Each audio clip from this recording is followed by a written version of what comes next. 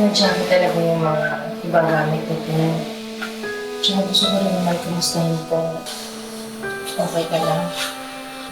Ayos lang po ako, tita. Nakakatulog ka ba naman ng maayos? Opo, medyo busy lang po sa trabaho.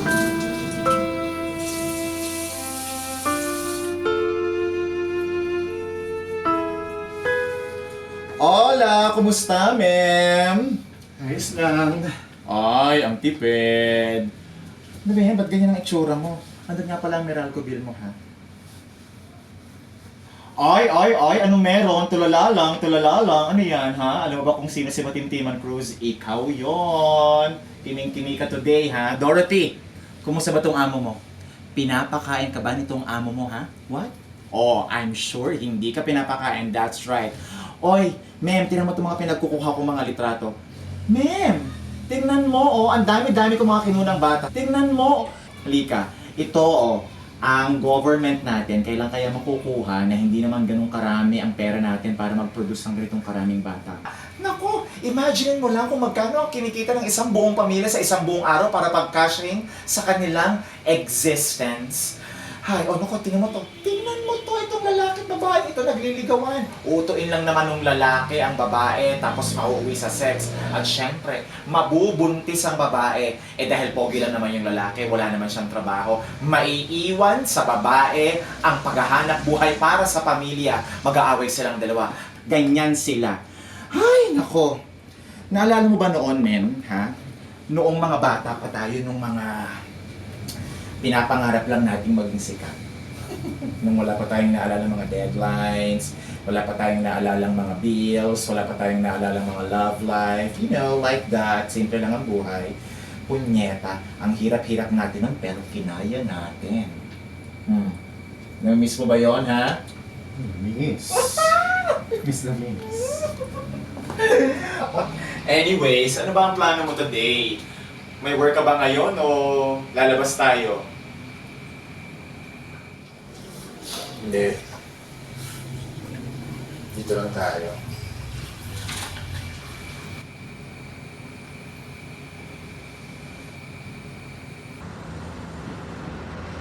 Ma'am, gusto ba ng tulong? Huwag na, maupo ka na lang dyan. Yun nga palang workshop na sinabi ko sa'yo, pinuntahan mo ba? Mahal ba? Sayang sa pera. Ay, bago ko nga pala makalimutan, naalala mo yung kinukwento ko sa yung lalaki, si RJ, na-meet ko sa Grindr. Nagkita na kami finally, naku, nag-click kami kaagad. Actually, nung isang araw, pinag-uusapan ka namin. Nalaman namin na magkaklase pala kayo ng college. And sabi ko, what? We've been best friends since like forever. Ako ang nagturo sa'yo ng mga arts, about the culture. Nagturo sa'yo about social graces, yung like. Tawang-tawa nga siya nung nakwento ko na ganun tayo naging mag-BFF. Ako na! Di ikaw. Tita Agnes?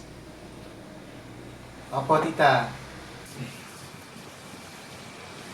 Talaga po? Sige po, dadalaw po ako sa inyo nila dito. Okay po.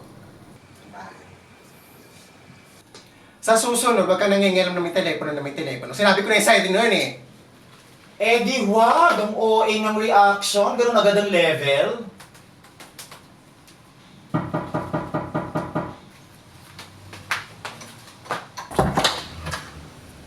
Ulit. Jigs, papaalala ko lang yung renta mo sa bahay. 3 buwan ka na kasi nilagamit. Kailangan mo na kasi. Po, sige po sa katapusan ko yun. Sa katapusan ko yun. Bakla. Walang nakaping. Sige tayo.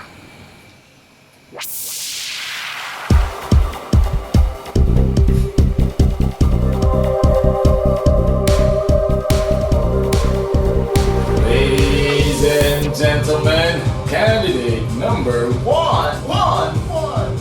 Good evening, ladies and gentlemen. Standing in front of you is a 21 Langelas who believes in the saying that... Kumain niya na! Puta! Tapusin mo muna ako. who believes in the saying that jealousy is the fruit of all evil, so why bother? Thank you. Ay, grabe! Mga bata tayo, ikaw ang main na mina. Ngayon, mas pag-girl ka na kaysa sa akin. Go, go, go, honey! Nakakainis ka. Ayoko naman yung nagkaganito. Pwede mo na magamit. Okay?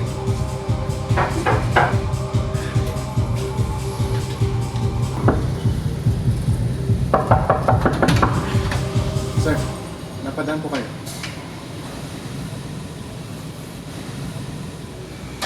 Jigs, pwede ba tayo mag-usap? Sir, I don't think this is the right time. When's the right time? Ayaw ko nang hinihintay nung report ka sa akin, pero pinaka-cancel mo yung tawag ko. Problema ba? Jigs, alam kong medyo mabigat ang pinagdaanan mo ng mga nagdaang buwan, pero hindi naman ibig sabihin na kalilimutan mo yung mga deadlines mo. Uy! Kikinig ka ba sa akin? Sir, medyo busy lang. Sa ibang araw na lang po tayo mag-usap. Ma'am, sino yun? Aura? Ay, naku, speaking of Aura, naalala mo yung pinag ko sa'yo si RJ, yung blackmate mo. Man, I love him so much, grabe. Nakakalis din talaga siya.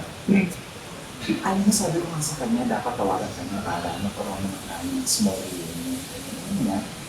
Nakwento naman din niya sa akin na lagi mo kayo nagkakapit kasi binubulo siya lang. Oo, nakwento niya nga kasi na nagpakulay siya ng buhok kaya siya minsan sin.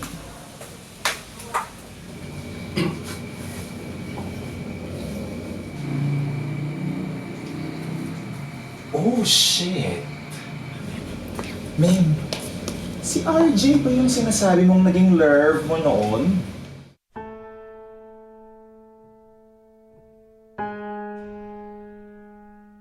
Alam mo, dapat talaga magkita kayo eh. Kasi di ba hindi naman naging maayos yung paghihiwalay ninyo. Seriously, man? Okay lang ba na maging kami?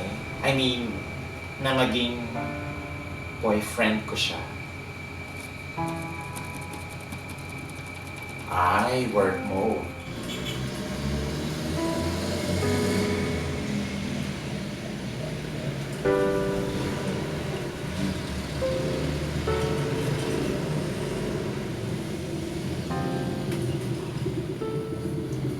Ma'am, nag-sex na ba kayo ni RJ?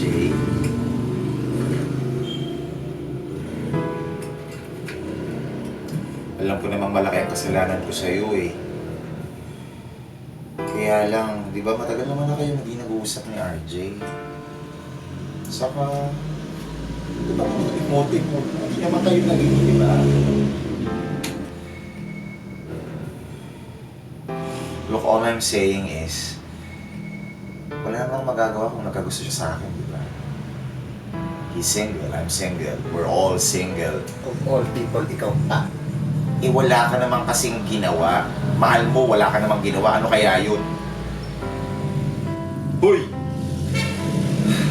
Niyeta ka naman, Mars eh.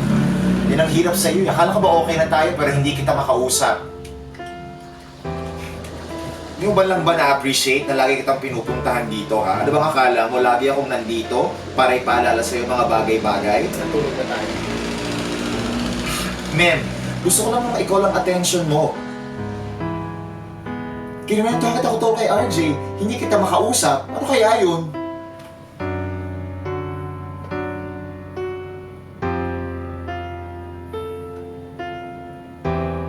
Men,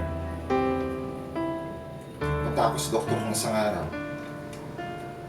I just found out I have... Tulog na tayo, please.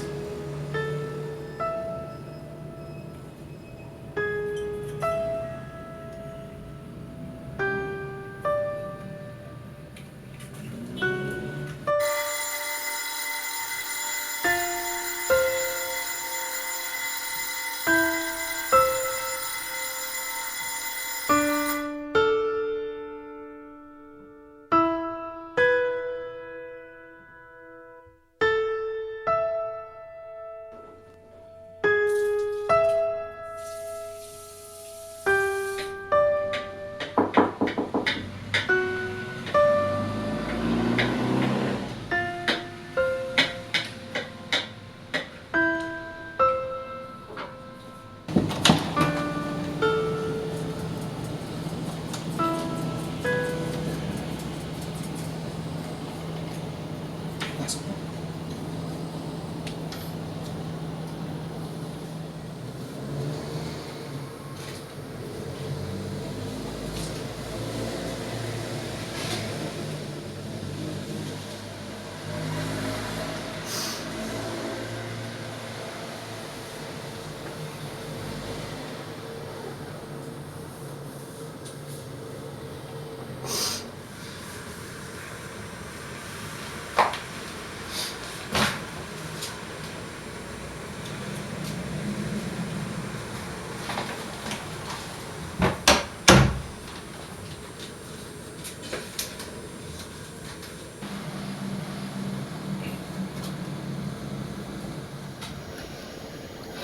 Alam mo,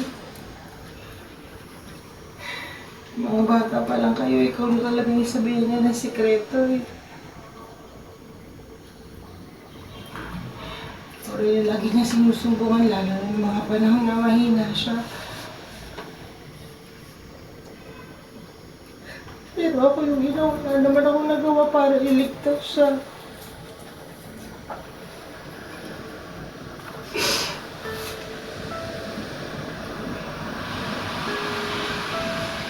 Anak ko, kung sana sisisihin yung sarili mo.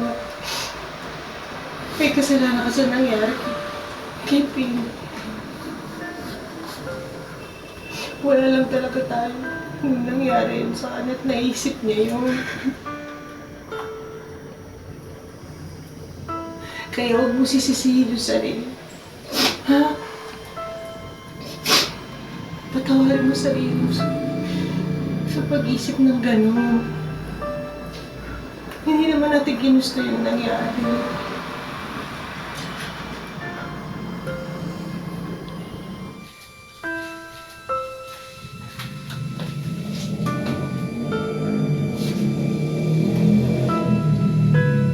Nag-iingat ka palagi ha.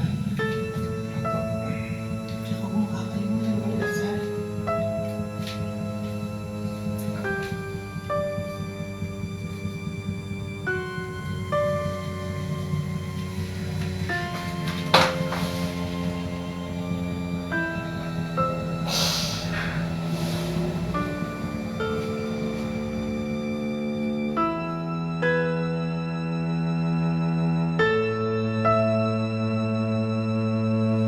Mars.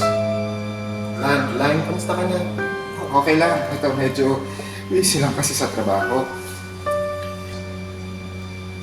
Bisitahin mo naman ako dito minsan. Bakit? Problema ka? Wala. Namimiss ko lang minsan na may kachikahan. Eh, pumunta ka kasi dito. Hindi yung taga-taga mo pupunta dito. Alam mo naman, baka mag-atlit si Mami. Hindi pwede. Okay. Kita na lang tayo sa bahay. Pupunta ka ng iba. Kailangan ko matulog na maaga. Paano, men? Bye. Sige na. Bye, Mars. Bye, Mars. Mem, Hello? I love you. Yeah, Mars? Hello?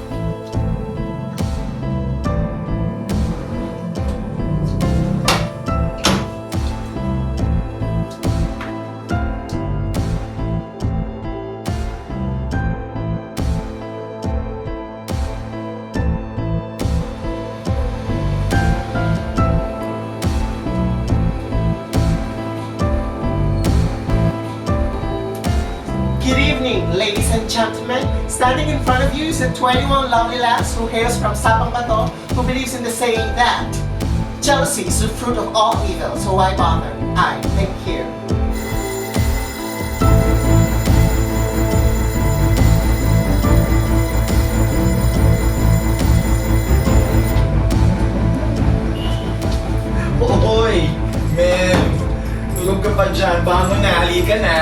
mayaman na mga bakla sa parlor. Nakilata ka pa rin dyan. Halika na, ma'am. Halika na.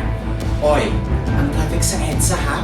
Bumper to bumper na. Umaabot na hanggang dito. Kung mga gising-gising na, bumuli ako ng itlog dyan sa kan. Anong gusto mo? Scrambled? O omelette? Maglalagay tayo ng sardinas at sibuyas. May sibuyas ka pa ba dyan sa cabinet? Oy, yung mga basahan na ako sa kamedyas, sinamsam mo ba doon sa refrigerator, sa likod? Baka mamaya magtabi-tabi na naman doon yung mga basahan tsaka yung medyas. Ayaw na ayaw ko baka mapagkamalan yung basahan yung medyas. Nako, halika na. Meron pa ba mga kape? Meron pa bang 3-in-1 dyan? O ano bang meron ko dito 2-in-1? Alam mo, ayaw na ayaw.